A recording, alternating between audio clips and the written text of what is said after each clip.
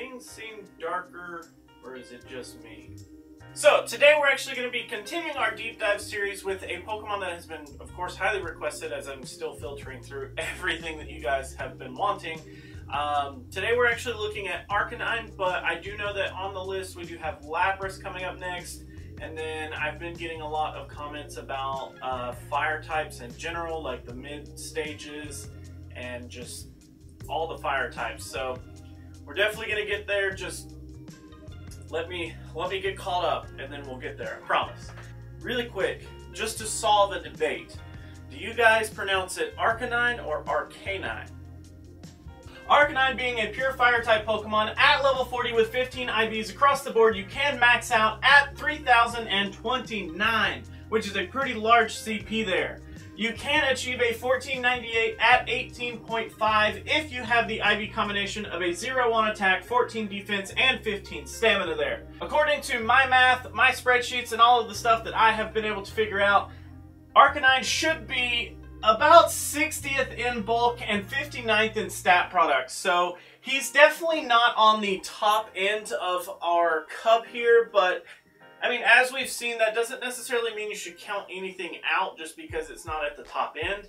So let's actually get into his moves here. As you can see, I did do a little rearranging of the board here because just how many moves Arcanine actually has, it's insane. So starting out with our fast moves, we do have Fire Fang, which is of course a stab move.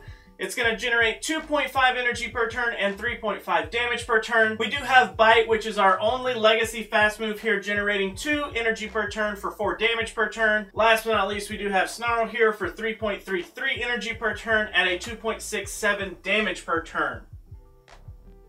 So out of the fast moves here, Snarl is definitely the most intriguing to me. The fact that it has the most energy gain per turn is amazing. Fire Fang does have quite a bit of damage. Bite, of course, does take the damage cake, though. We've kind of seen that Bite can be really strong, but I don't know. It's a weird position because even doing all of the testing that I've done, Snarl ends up giving you the best results across a wide spread of Pokemon. In certain scenarios, Bite here doing more damage means that you may be able to rely less on your charge moves because you could technically just beat the Pokemon down with your fast moves. But I mean, it really kind of depends. I personally went with Snarl just because he gives me the best spread on my win percentages, but I'll let you guys decide there. Moving on to our charge moves, we do have 2 stab candidates here, one being Fire Blast and the other being Flamethrower. Flamethrower is, of course, Legacy. Bulldoze is also our Legacy move here, but it's probably the only reason that Arcanine is being talked about today. We also do have Wild Charge and Crunch to round it off there. So let's go through these. Fire Blast costing 80 energy for 140 damage at 1.75 damage per energy. Flamethrower costing 55, doing 90 damage at 1.64 ratio there. Bulldoze costing 60 for 80 damage with a 1.33 ratio. Wild Charge costing 50 energy, doing 90 damage at a 1.8 ratio. And lastly, Crunch pulling up the end here, costing 45 for a total of 70 damage with a 1.56 damage per energy ratio. So out of my testing, the 2 that really stick out the most are going to be Wild Charge and Bulldoze. So Crunch, of course, being his fastest move, really does mean that you can build your Arcanine to have a shield busting potential because, I mean, Snarl, you can basically get to Crunch in, what, is it like 11 or 12 turns, which is really, really fast. The problem is that being that fast, you're hitting neutral damage, which is great, but you're not really like punching anything in the face. With Bulldoze being a ground type move, you can at least hit some of the meta for super effective damage, and you can really run over certain things. And Wild Charge, holy cow, you are targeting a lot of the flying types with Wild Charge, and you can really put a hurting on several Pokemon. And Wild Charge is kind of important here because it sets you up to win one of the most important matchups that Arcanine has.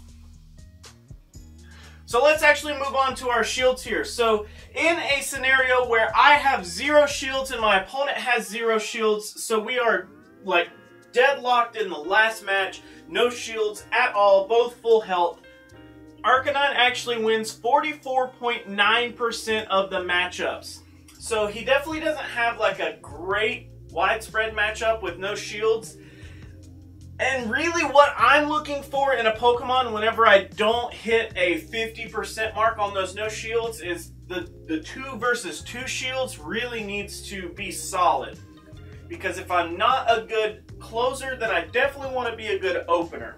But let's move on here. So in our next scenario where I have 2 shields and my opponent has no shields. So the reason that we run this is so that we can figure out which Pokemon are just going to straight up always beat us. No matter what the scenario is, whether I have shields and they don't, it doesn't matter. I want to know which ones beat us. So in that scenario, Bastiodon and Lapras just straight up run over us. They end up beating Arcanine hands down, and we actually end up tying against Altaria and Walrein, which is interesting, but we'll get to that in a second. So in our next scenario where I have no shields and my opponent has 2 shields, I want to know, based on this scenario, which Pokemon I can just straight up beat with Arcanine. I want to know who has no chance against Arcanine.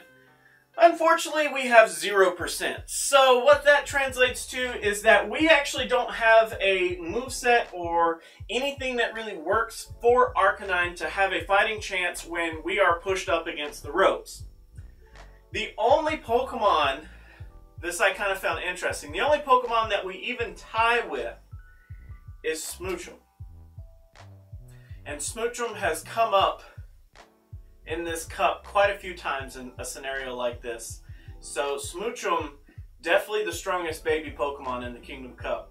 I'm stating it now. Last but not least here, in a scenario where I have 2 shields and my opponent has 2 shields, so how do we actually end up doing as a leading Pokemon? We only win 28.2%. So Arcanine really ends up losing a lot of respect from me just because his matchups really suffer in this meta. And it's kind of crappy because I really thought with a huge toolbox of moves to really go with, he has quite a bit of versatility and you can build him in a couple of different ways. But even his best case scenario in the meta isn't that best case. You know, it's just not hitting on a whole lot for me. So, moving on to our matchups here. So, in all of the deep dives, I end up throwing the subject Pokemon up against all of the top bulkiest Pokemon. Sometimes it's 10, sometimes it's 11. This time it's 12, but there's a caveat. So, up against the top bulkiest Pokemon here, Arcanine actually loses to Bastiodon, Regice, Registeel, Lapras, Skarmory, Torkoal, Fortress, Steelix, Dugong, and Altaria. What? He loses to all top 10 bulkiest Pokemon. Yeah, it's insane. But the one that I thought was most interesting, and I wrote it down because it's important, is that Arcanine can actually win against Lucario. Yeah. Pending that Lucario doesn't have any shield advantage on Arcanine, Arcanine can actually get, using Snarl and Wild Charge, it can actually get to a Wild Charge and kill Lucario before Lucario can get off 2 power-up punches. It still gets off 1, but it doesn't get off 2. So very important that it can actually take out Lucario there. So in the scenario, do you want to use Arcanine to take out Lucario, or would you rather use someone else? I would personally rather go with someone like Blaziken because he ends up having a lot better of a matchup spread than Arcanine does. Yes, Arcanine beats Lucario, but so does Blaziken, and Blaziken in turn ends up having better matchups across the meta. Moving on to our counters. So what should we actually be targeting with Arcanine, and what things should you be trying to kill Arcanine with? So what actually hardcore just counters Arcanine here? Things that have water type moves like Lapras, Dragonair, and Kingdra all end up doing really, really well up against Arcanine. In the same vein here, things that have ground type moves like Piloswine and Flygon really end up hurting Arcanine a lot more than it can end up giving out damage. So you really end up having to play around both water and ground type Pokemon a lot more than you'd like to. Being that you also don't beat Bastiodon really does put you at a really sticky spot because you barely beat Lucario, you have to have shield advantage, and you don't beat Bastiodon, so you don't really excel at beating both Kings, but... So what should we actually be using our Arcanine for? Well, Arcanine actually has a quite interesting position here because he actually does really good against the other fire types in the meta. Things like Quilava, Camerupt, and Blaziken all actually have kind of a hard time getting around Arcanine. The fact that he has access to a lot of neutral damage to those Pokemon, plus having access to this ground type to really punch into the fire type's face, it really does set him up to have a really good time. Now, also in the same vein, steel types have a really big issue with him because you can push out a lot of neutral damage here, and then end up, you could technically build him to have fire type moves, or this bulldoze here if you don't have, or this bulldoze here if you have it, does really well against things like Metagross, Bronzong, and Scizor here. So Arcanine definitely has an interesting position, but let's go over some positives and negatives. So, as I always do, negatives first. My first negative is that he has really bad matchups. I mean, the fact that he loses to the top 10 bulkiest Pokemon, he doesn't even win against a single one, means that he doesn't have a ton of damage that he really gets to output.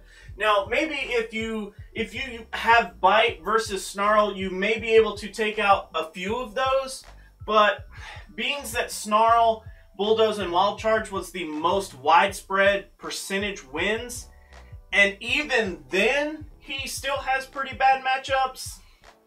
It just kind of screams that Arcanine's kind of a really underwhelming performer in this cup. Our next negative is that even when you use Arcanine, he does have a really narrow objective. He really likes to go after the fire types and the steel types.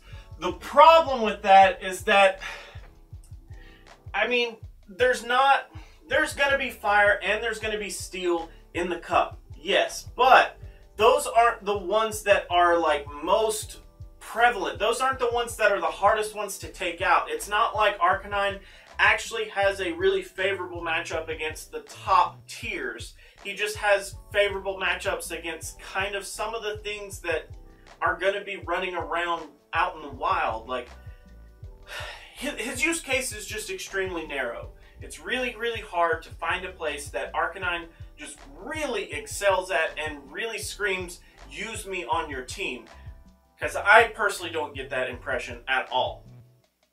But on our positives, unfortunately, I only have one positive. But that positive is actually really important. He does beat Lucario. Always keep in mind that you can beat Lucario if you have a shield advantage, or if it's no shields versus no shields. That also works, but basically, if Lucario has at least one shield, it's a done deal. So, unfortunately, Arcanine just isn't in a really great position for me personally. I'm not trying to talk you out of using your Arcanine by any means. I don't want to do that, but I do want you to understand that Arcanine will be kind of a weaker Pokemon in this cup. This definitely is not his cup to shine. Hopefully one day he will get that. So, with that being said, guys, that is actually all I have for Arcanine. Thank you so much for hanging out. And remember, if you have deep dives that you're looking forward to, please let me know down in the comments so that I can put them into my spreadsheet and get to working on them. Hopefully today alone I can record a couple of these to put myself ahead, because I'm not ahead anymore. I'm almost behind. But anyways, thank you guys so much for watching. I really do appreciate it. If you like to like videos, make sure you do that. If you don't, you can be that guy. Otherwise, let me know what you have to say down in those comments below. And until our next video, I will catch you then.